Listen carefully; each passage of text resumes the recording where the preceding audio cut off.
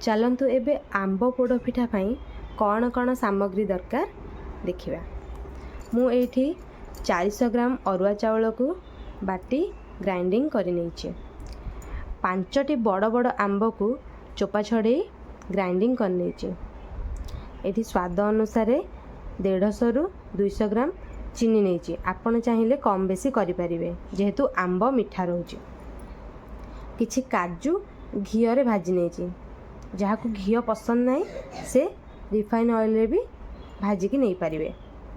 एठी किछि गुजराती गोलमरीच गुंड करि नेछि।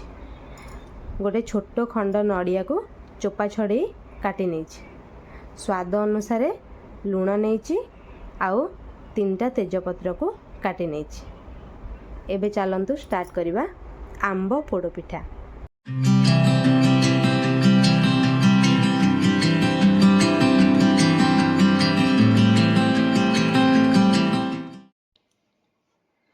प्रथमे कड़ाई रे किछि पानी नबा ता संगरे चीनी को ऐड कर दबा। आपण चाहिले चीनी अल्प बेसी करि परिबे। आम जेहेतु चीनी कम खाउजंती मु अल्प चीनी ऐड करछि। चीनी को पानी संगरे भल्ला से मिसेइबा। देखंतु चीनी पानी संगरे भल्ला से मिसी जाइछि। तापरे आमे आंबर प्यूरी को ढालिबा।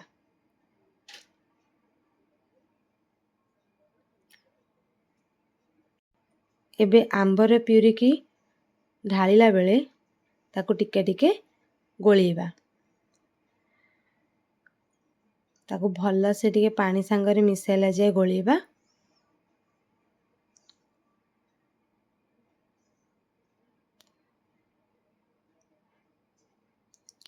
एबे देखंतु आंब मिसी गला परे ताकू स्वाद अनुसार लूण कटा जाइथवा तेजपत्र को पकेइ दबा। तापरे नड़िया को ऐड कर दबा।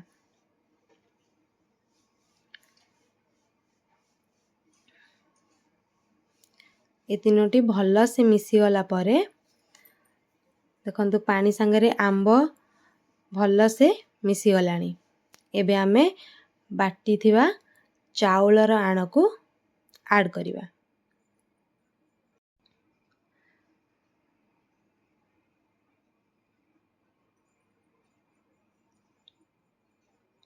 एबे चाउलर आण को ऐड करिबा। जेते बेले चाउलर आण को ढालिबा आमे लगातार ताको गोळेबा को पड़िबो।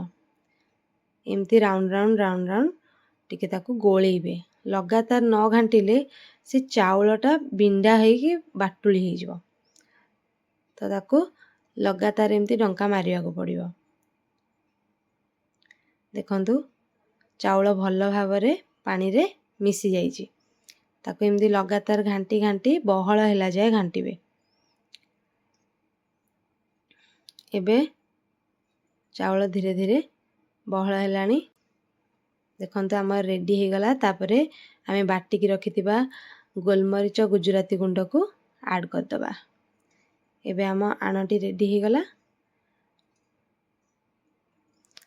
एबे ताको भल्ला से मिसाई की गैस रो फ्लेम को बंद कर दबा।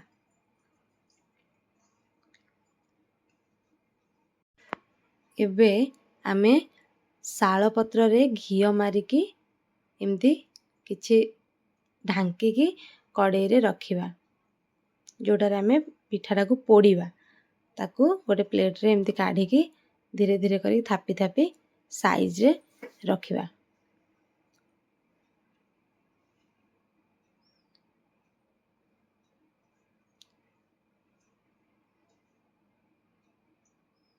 देखंतु एबे साइज रे आको चारिपट को खेलई दबा।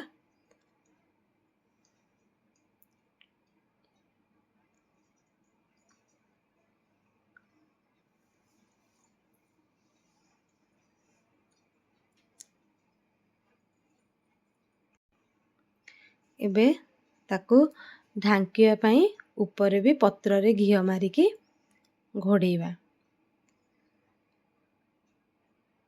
घीटा चाहिए आपण स्किप करि परिबे। जहाँ को घी पसंद नहीं से सनफ्लावर ऑयल भी यूज करें। आम ये घी नहींचु घी एमती पत्र को ढांकी रखा कहीं घीर फ्लेवर टी आसो पिठारे। एमती लेयर पर लेयर सजेकी रखिबा और चारिपटे जमती कला न पड़ो से अनुसार ताको कभर करके रखिबा।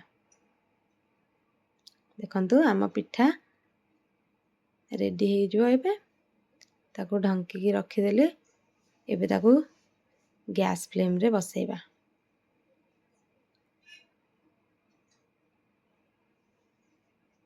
देखंतु एबे ये मीडियम फ्लेम रे अच्छी तापरे ताकू सीम करिकी आधा घंटे भलिया रखिबे। एबे आम पिठा रेडी हो जाइए।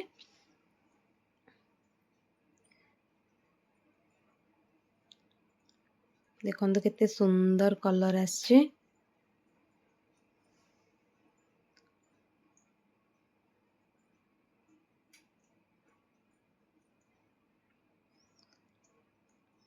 केते सुंदर ब्राउन कलर रा हेकी अच्छे पिठाटी। आपण चाहिले याको चुल्ही रे मध्य करि परिबे।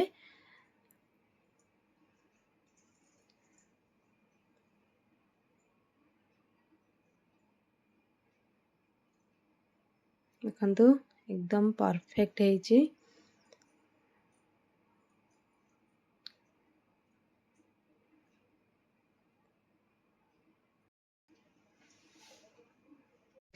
देखंतु केते सुंदर हेची। पिठाटी बहुत स्पंजी एकदम कलर भी बढ़िया आछे।